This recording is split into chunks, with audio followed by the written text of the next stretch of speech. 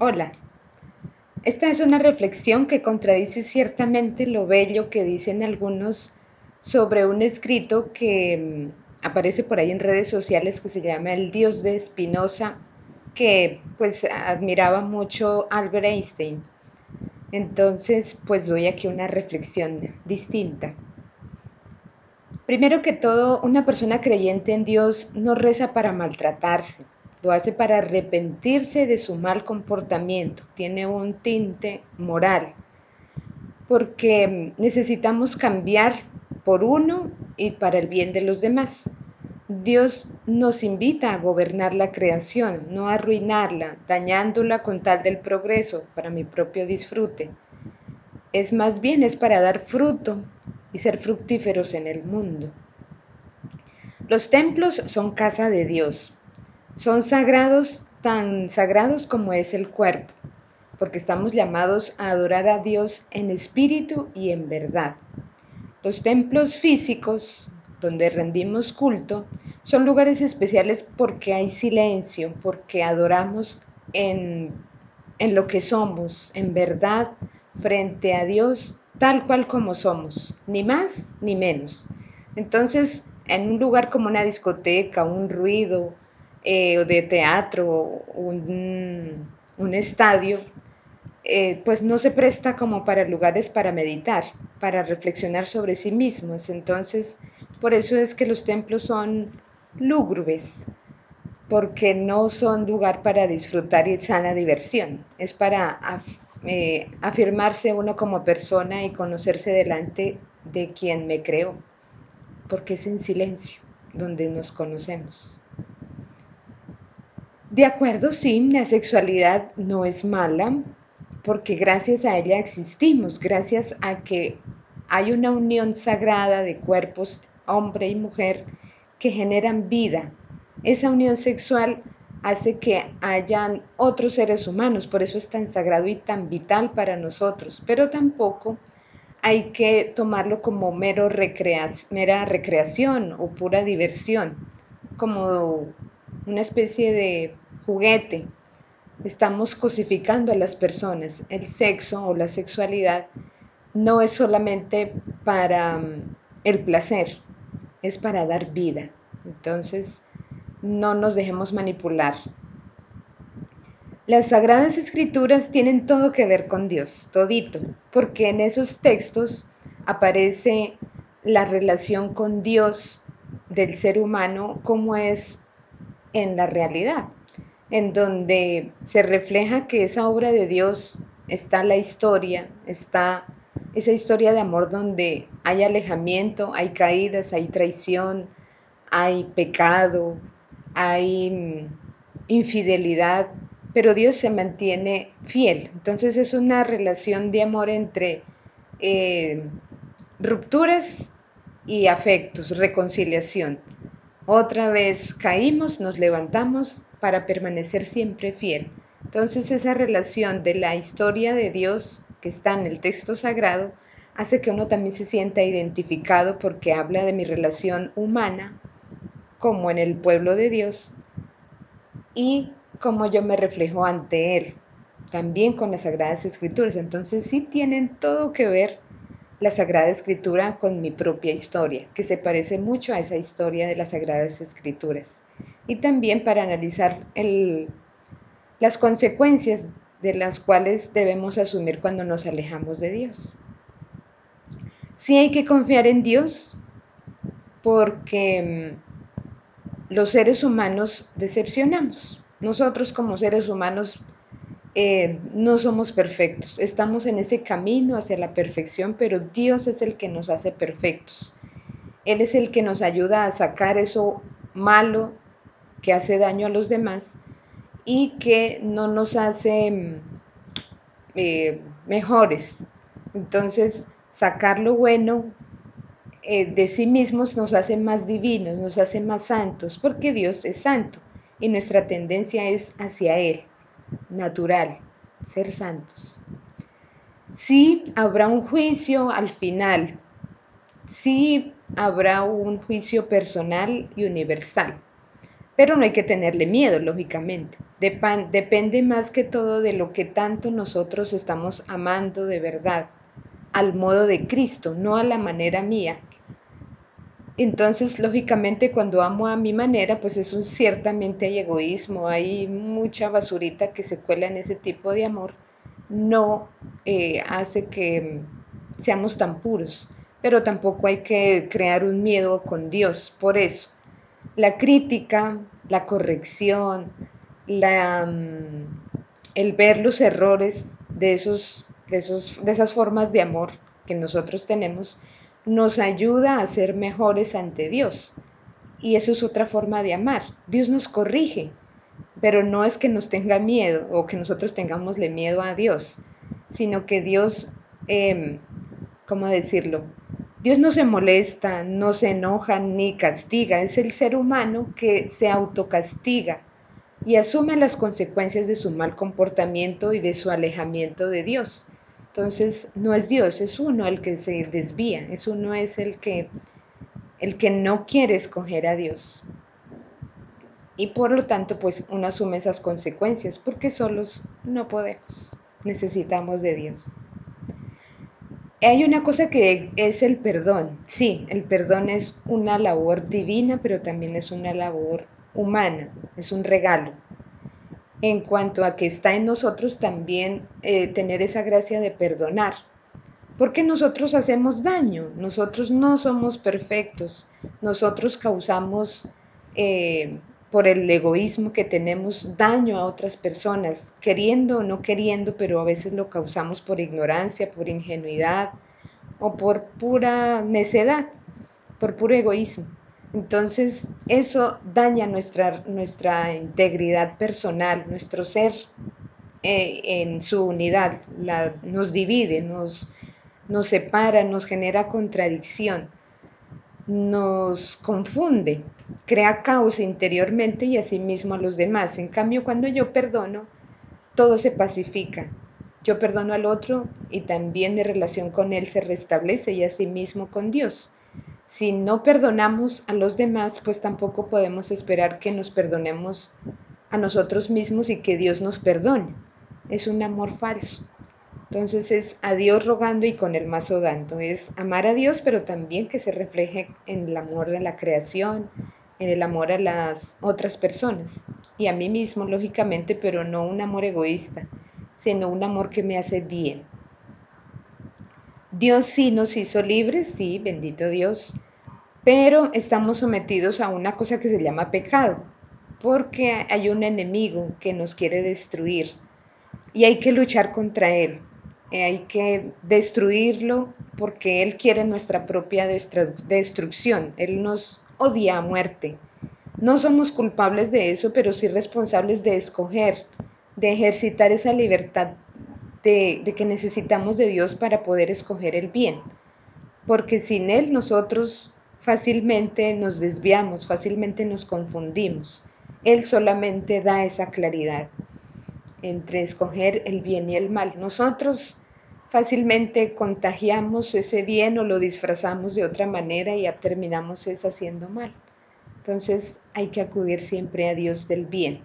Por eso Él nos hace libres. Él se arriesga a que nosotros lo rechacemos. Él no nos obliga a amarlo. No existe un tal lugar que quema, eso no es verdad. Existe el estado de estar lejos de Dios, que se llama infierno, en donde uno sufre mucho, donde eh, hay una desesperación y no está el bien, hay un caos interiormente. Entonces eso nos aleja de Dios, nos crea distancia y el artífice de eso pues es el demonio. Entonces él es el quien quiere vengarse de Dios, pero como sabe que con Dios no puede, entonces se mete con sus criaturas, con nosotros, para dividir y para matarnos. Entonces no hay que darle gusto. ¿Y cómo se hace eso? Pues acatando y obedeciendo las normas de Dios. No son una opresión, no son una injusticia, no son para las personas hacernos inhumanas el obedecer a los mandamientos. Al contrario, los mandamientos nos hacen más libres, nos hacen felices, nos crean armonía, nos da paz, unidad entre nosotros y nos hace más pacíficos en nuestras relaciones de uno mismo, tanto con los demás y también con Dios. Entonces, cuando uno ama de verdad, ama a Dios, se refleja lógicamente con las relaciones que tenemos. Y si amamos, entonces no robamos, no engañamos, no matamos, no codiciamos, no jugamos con los demás, sino que valoramos ese orden que Dios nos ha creado por nuestro propio bien. Es, por lo tanto, obedecer a Dios es ser feliz. No siempre el estado de alerta es la guía. Eso no es verdad, porque nosotros no nos la sabemos todas. Justamente a veces por la ignorancia caemos en pecado y dañamos a mucha gente. Entonces, o nos dañamos a nosotros mismos. Entonces, no es un criterio estar guiándonos nosotros mismos por nuestra cuenta, porque uno sí disfraza el bien para lo que a uno le conviene. Uno sí se autojustifica y cometemos errores graves a veces. Si es verdad, la vida no es un ensayo, es única, pero tampoco es una posibilidad para disfrutarla solamente y ya, sino que hay que hacerla feliz tanto aquí y ahora y también para la otra futura, para una vida que esperamos mucho más allá y que realmente le dé sentido. Entonces, si nosotros hacemos el bien, pues seremos felices, sirviendo a los demás. O si no, podemos escoger entre esta vida y ser amargados a que se complazca solamente mi ego y pues eso va a acarrear mi propia destrucción. Y eso pues no conduce a nada bueno, porque será mi propia desesperación. Eso es lo que quiere el demonio. Entonces hay que correr muy bien esta vida y corregirla para nuestro propio bienestar, nuestra propia felicidad desde ya. Entonces, ¿cómo decirlo? La vida es como un libro en el cual cada día es una página en blanco. Depende de yo cómo la hago, sí, cómo corrijo esos errores que he cometido. Entonces hay una segunda edición mientras estemos vivos. Cuando muramos ya no hay posibilidad de segunda edición. Entonces desde ya hay que corregirla porque no es perfecta. Entonces aprender de los errores sí. Entonces cuando uno la corrige ya es una segunda edición en esta misma vida. Sí, Dios sí se arriesgó a hacernos libres para amarlo. Él no nos obliga. Es bonito gozar de su compañía o perdernos de esa gracia, perdernos de ese regalo. Entonces, o nos autocastigamos perdiéndonos de Dios o nos quedamos sin Él. Y eso pues es pecado, es un desperdicio, por decirlo así, un desperdicio de vida. Entonces, siempre tendremos la posibilidad de elegirlo por puro gusto, porque Él quiere que lo querramos con libertad. El registro lo llevamos en nuestra conciencia delante de Él, delante de Dios, sin engaños, siendo transparentes con Él. Entonces, en eso ahí vivimos o el cielo o el infierno, porque la conciencia sí nos puede condenar. Nosotros siempre sabemos. Lo que pasa es que a veces queremos engañarnos, justificarnos. Entonces, si algo hay en esta vida, después de esta vida, pues es que creemos en su propio Hijo, en Jesucristo.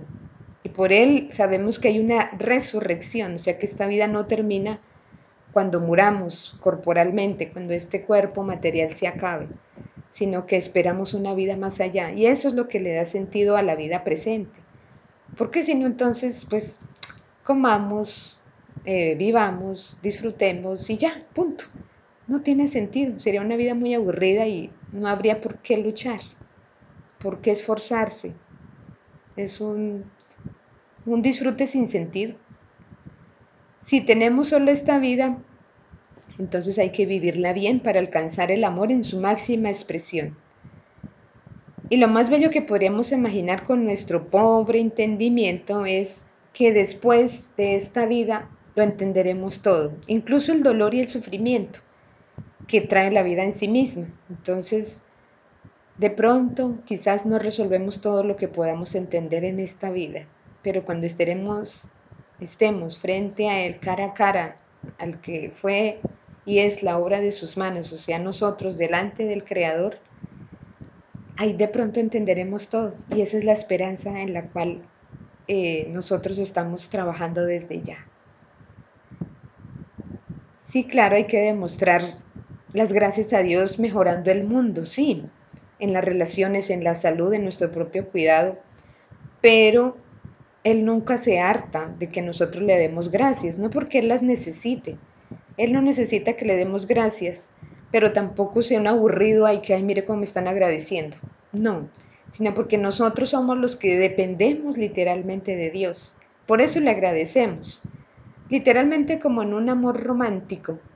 Cuando una persona ama a alguien, pues la ama por lo que es, pero los detalles nunca están de más. Si me regalan una rosa, no es porque yo la exija, sino porque es una forma de expresar el agradecimiento y el valor con una pequeña rosa del cariño que me tiene.